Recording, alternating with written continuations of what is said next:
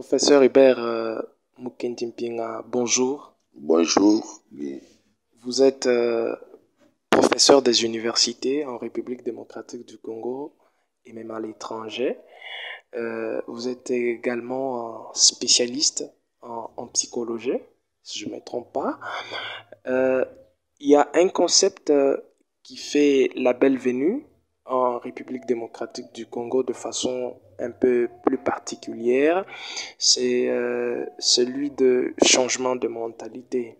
Ce concept est utilisé à tort et à travers par les hommes politiques, par les économistes, par les informaticiens, par les gens d'autres sciences. Alors, vous, en tant que psychologue, professeur et docteur dans ce domaine, qu'est-ce que vous nous dites à propos? Quelle est la conception de ce concept du changement de mentalité? Merci Guy de la question. Avant de parler de changement de mentalité, je pense qu'il est bien qu'on puisse circonscrire le concept mentalité. Dans toute la littérature, aussi bien en sociologie, en philosophie qu'en psychologie, une mentalité, c'est l'ensemble des croyances, l'ensemble des habitudes d'esprit, les habitudes et les croyances qui influencent, qui commandent le comportement des individus, qui commandent des individus dans une communauté. Parce que dès qu'on parle d'une mentalité, elle n'est plus tout à fait une affaire individuelle, c'est devenu une affaire de la communauté. Donc, les croyances, les habitudes d'esprit qui ont un impact sur le comportement des individus, sur leur mode de penser et d'agir, voilà ce qu'il faut comprendre comme mentalité. Alors, le changement de mentalité signifie qu'on connaît la première mentalité. Elle était laquelle? Quelles étaient les premières habitudes d'esprit? Quelles sont les habitudes actuelles et lesquelles on voudrait installer? C'est ça que ça veut dire. Alors, nous étions, je vais prendre quelques exemples.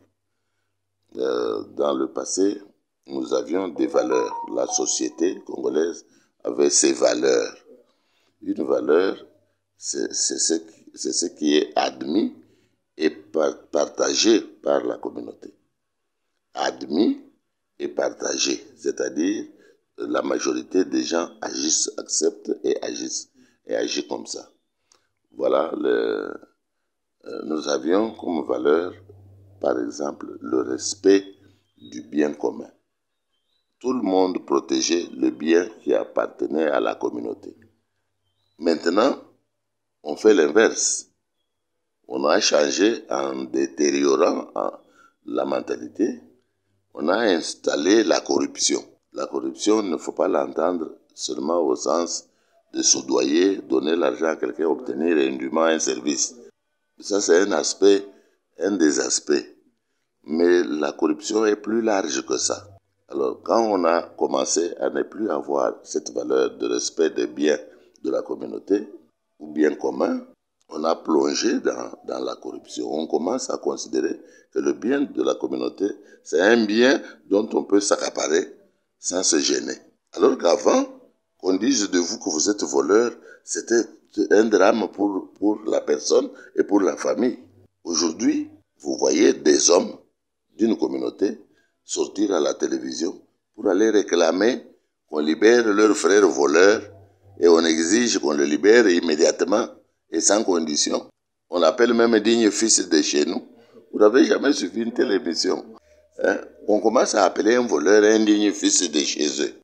Vous voyez comment la conception du vol, du bien commun, a changé d'étape. Avant, c'était une honte pour sortir au grand public quand on s'est fait attraper. Il y a même des communautés qui condamnent, non pas le vol, mais comment vous vous êtes fait attraper. Bien, professeur. Alors, aujourd'hui, que pouvons-nous dire pour l'homme congolais? Le Congolais a quel type de mentalité aujourd'hui? Vous avez déjà relevé certaines illustrations, ouais, mais de façon un peu plus concrète, l'homme congolais, 64 ans après l'indépendance, a quel genre de mentalité? Parce que on les chante tout par les politiciens dans leurs tribunes. Ils disent que l'on doit changer la mentalité du Congolais. On doit changer la mentalité. Mais quelle est cette mentalité? La mentalité que l'on doit changer, l'actuelle est caractérisée par la corruption. Je venais de le dire. La corruption, c'est quoi? C'est l'altération de la substance de vie d'une personne. Sa conscience altérée complètement. La conscience est tordue. Ce qui était bien, on l'appelle mal, et ce qui était mal, on l'appelle bien. C'est ça le vrai problème actuellement. On a changé pendant ces 60 ans, progressivement, parce qu'une mentalité se forme au fil du temps, avec les intérêts, avec les jeux et les enjeux dans les différentes communautés, et même chez des personnes dominantes.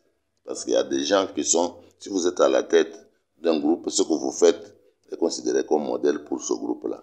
Alors aujourd'hui, là, c'est la classe politique. Depuis au début du régime de Mobutu, ça allait encore un peu mieux, mais c'est à partir de là que la corruption s'est installée. Alors quand elle s'installe, maintenant pour la combattre, il y en a qui l'ont renforcée. Et on l'a renforcée finalement, tout le monde est devenu conscient que pour que le pays avance, il faut améliorer la gestion. Pour améliorer la gestion, il faut combattre en premier lieu la corruption. Ce n'est pas pour rien que vous voyez le président mettre l'accent sur l'IGF et faire dépendre ça de lui pour que l'IGF ait beaucoup d'influence. Ce n'est pas parfait, mais c'est déjà un très bon pas vers la lutte contre la corruption. Alors, c'est la lutte contre la corruption qui va consister, qui va être le socle du changement de mentalité. La difficulté qu'on a, c'est qu'on punit et puis on revient. On punit, on revient. Non, il faut punir, sanctionner, renforcer davantage. Alors, en ce moment-là, par effet de conditionnement, craindre le mal pour éviter la prison, craindre de poser des actes de corruption, de vol, de détournement, pour craindre ces actes-là, pour éviter l'emprisonnement ou le bannissement.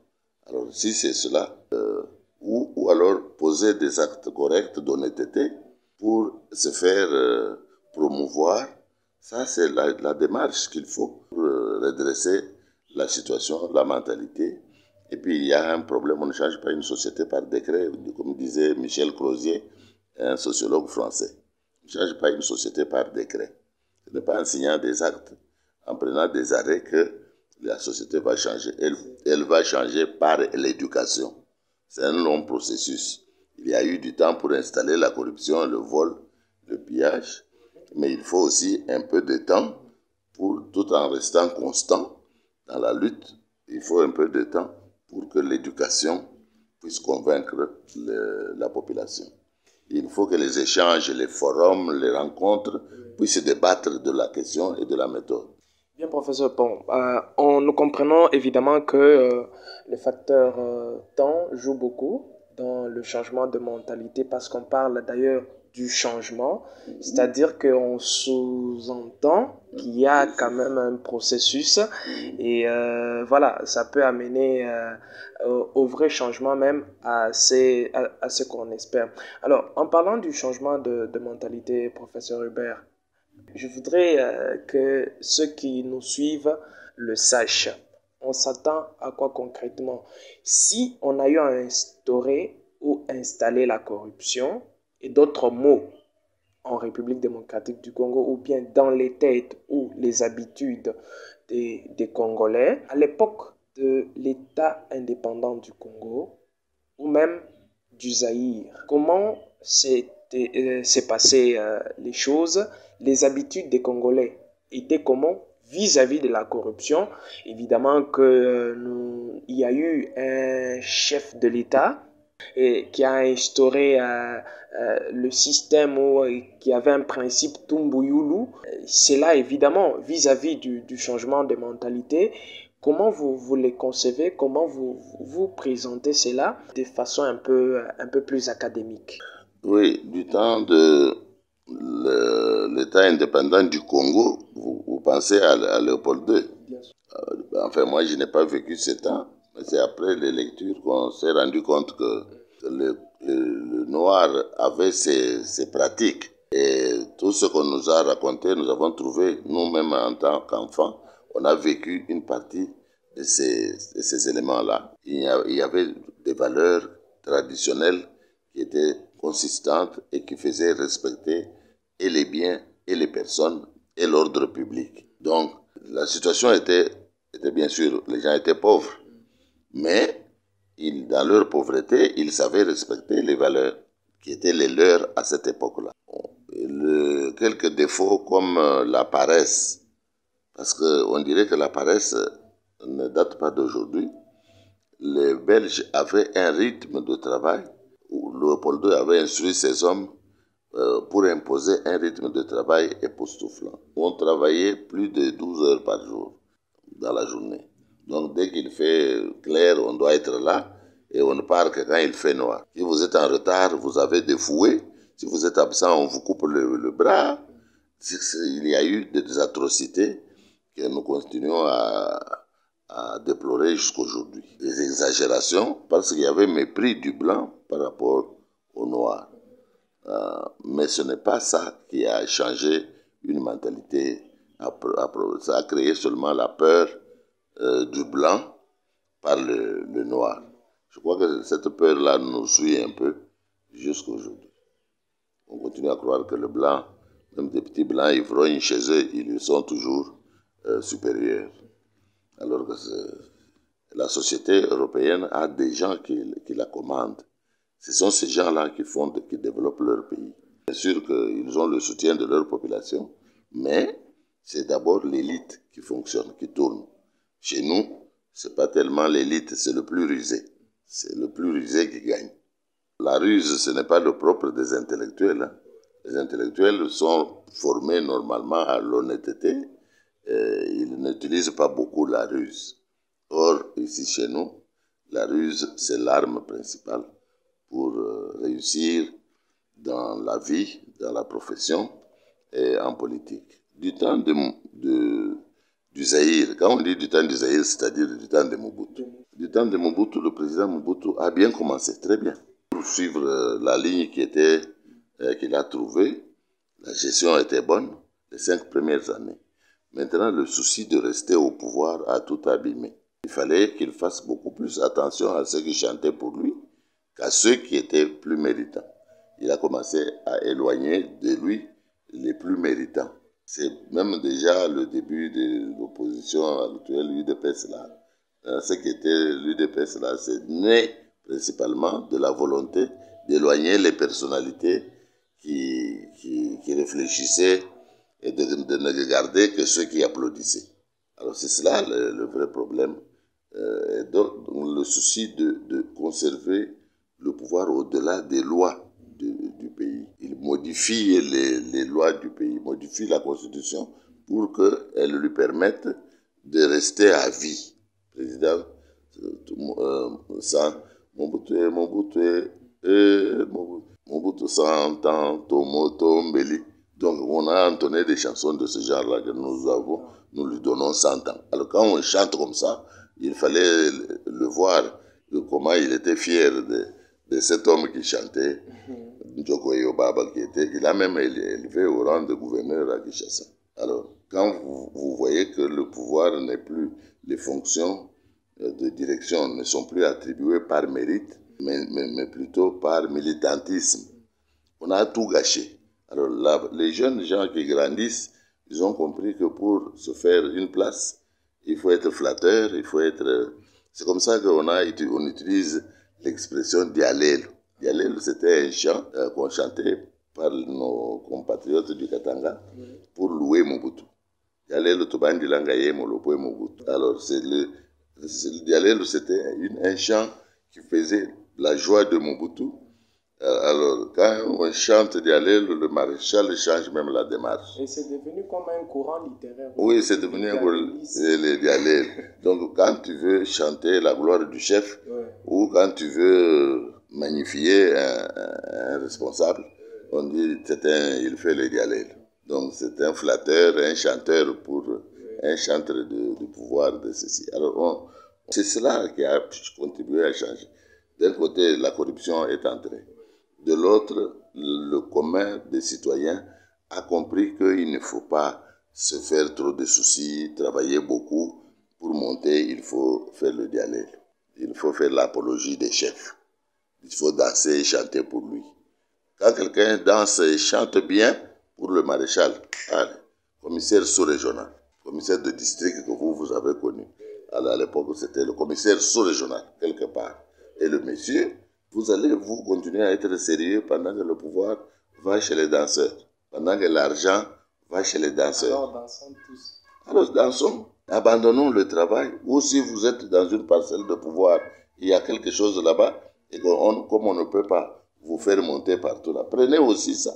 Mais quand vous voyez que le danger est là, vous dansez aussi comme eux. Vous faites le dialèle. C'est comme ça que progressivement, au bout de 5-10 ans, la mentalité commence à changer. Elle commence toujours par Kinshasa. Là où se trouvent tous ces gens-là qui font ces... Alors, ça commence par Kinshasa, et puis comme il y a des voyages, comme il y a la télévision, et ça se répand dans l'ensemble de la nation. C'est comme ça que la mentalité ne fait que... Alors, ce qu'on a fait, vous avez fait allusion au Tumbuyoul. Quand on a fait un peu de Tumbuyoul, les gens ont cherché à revenir en ordre. Ah oui, l'ordre est un peu revenu. La crainte de ceci ou de cela est revenue.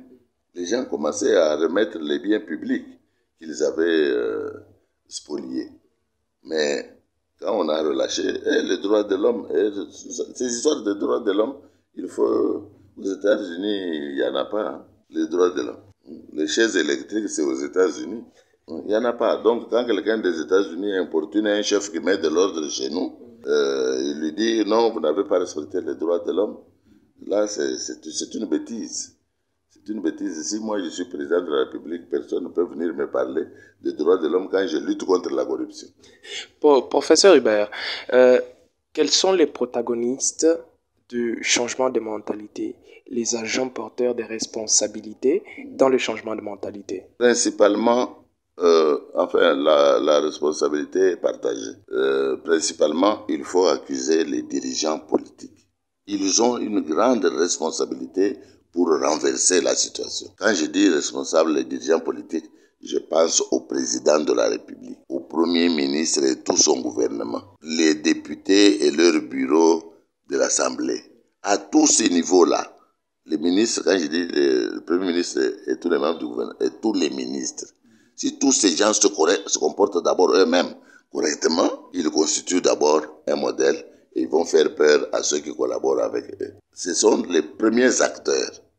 C'est parce que c'est toujours eux, parce que c'est eux qui ont le pouvoir judiciaire, le pouvoir d'exécution, le pouvoir exécutif, qui peuvent, et le pouvoir législatif pour légiférer, pour poursuivre ceux qui sont en erreur ou en infraction, les sanctionner selon ce que la loi prévoit. C'est les premiers acteurs, le premier groupe d'acteurs. Le deuxième groupe d'acteurs, ce sont les hommes d'église. Malheureusement, eux aussi commencent à être corrompus. C'est ça qui est triste. Tous les hommes d'église à tous les niveaux, ils ont une grande responsabilité parce que les gens croient en eux naïvement. Les gens leur font confiance naïvement. Donc, ils ont une part très importante dans le changement de mentalité. Si tous les hommes d'église, et alors quand je dis hommes d'église, c'est toutes les églises. Toutes les églises. Alors, si les hommes qui sont à la tête de toutes les églises prennent conscience de leur rôle, qu'ils sont éducateurs, ils ont la responsabilité du changement de mentalité, en agissant bien eux-mêmes, correctement.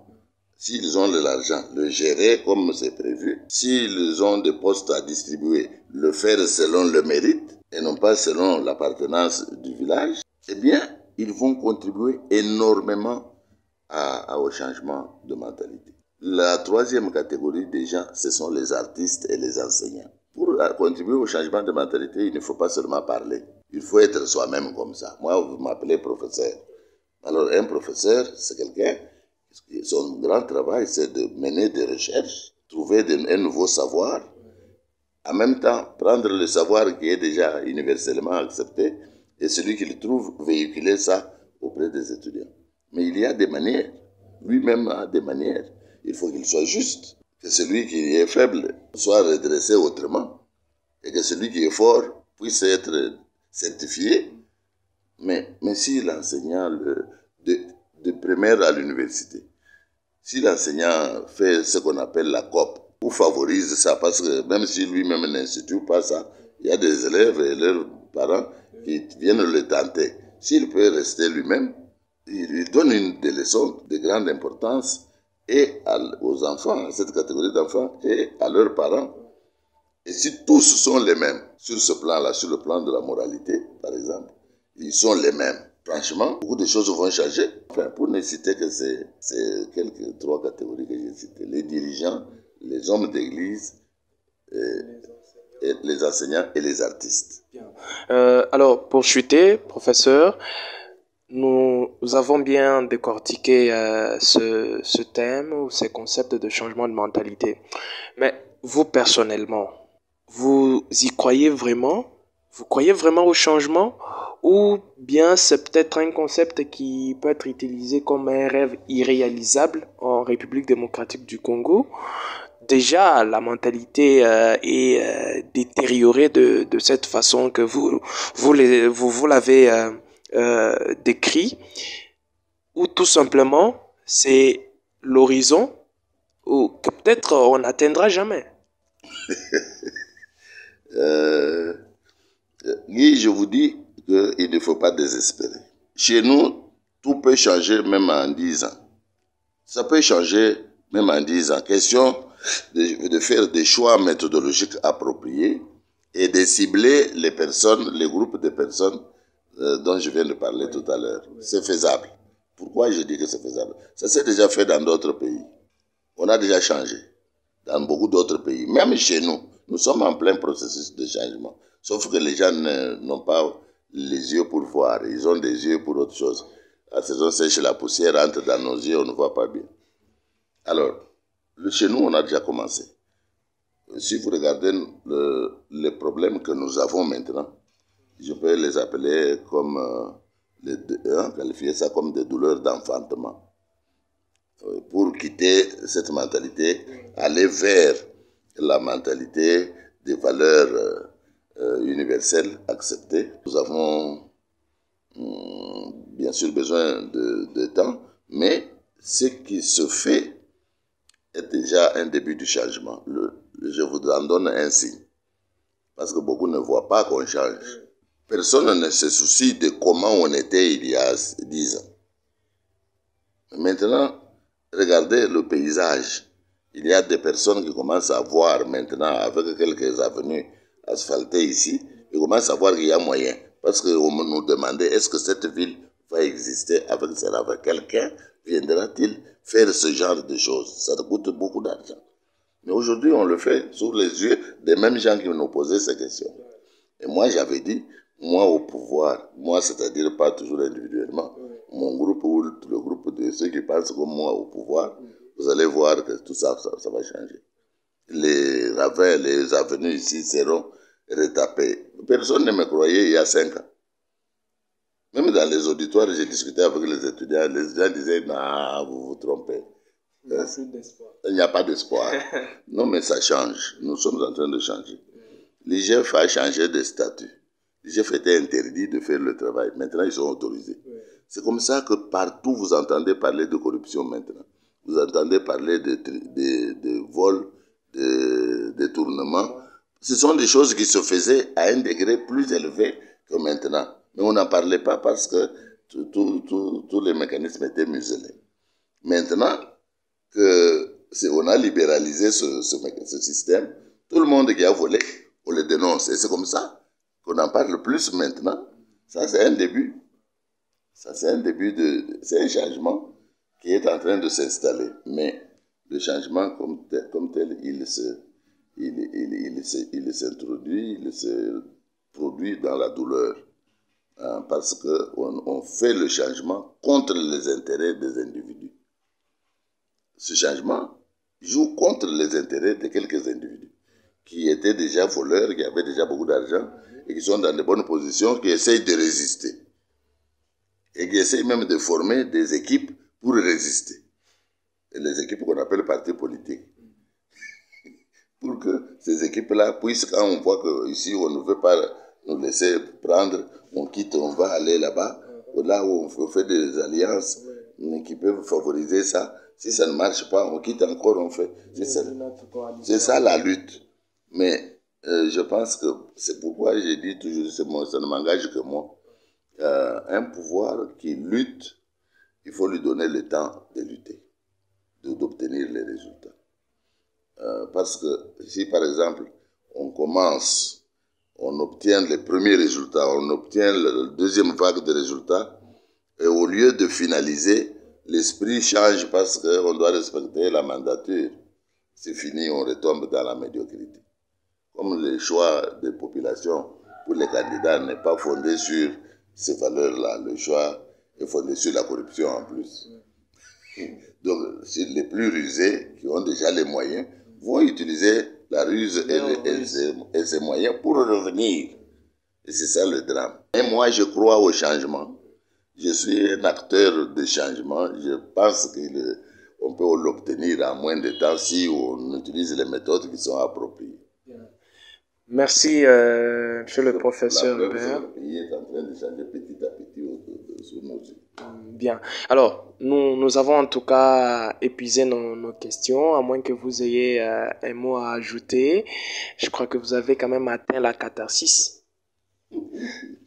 Non, enfin, l'affaire du changement, c'est un problème sérieux, c'est un problème qui concerne toutes les catégories de la population. Je pense que les groupes que j'ai ciblés comme acteurs à partir de votre question, si ces groupes-là prennent conscience et qu'ils se mettent au travail, parce qu'il y a des moyens pour agir et obtenir les résultats, et je pense que notre pays peut accélérer vraiment son développement. En peu de temps, nous pouvons aller plus loin. Vous avez vu qu'on a fait plus de 15 ou 20 ans, toujours avec des budgets de 4 milliards de dollars. En l'espace de 5, on est passé à 16 milliards. Donc si en l'espace de 5, on passe aussi à 25 milliards, donc le pays sera un chantier partout, un chantier. Il l'est déjà avec peu d'argent. Donc visiblement, on peut aller plus loin. Professeur, merci. Merci beaucoup. C'est moi qui vous remercie.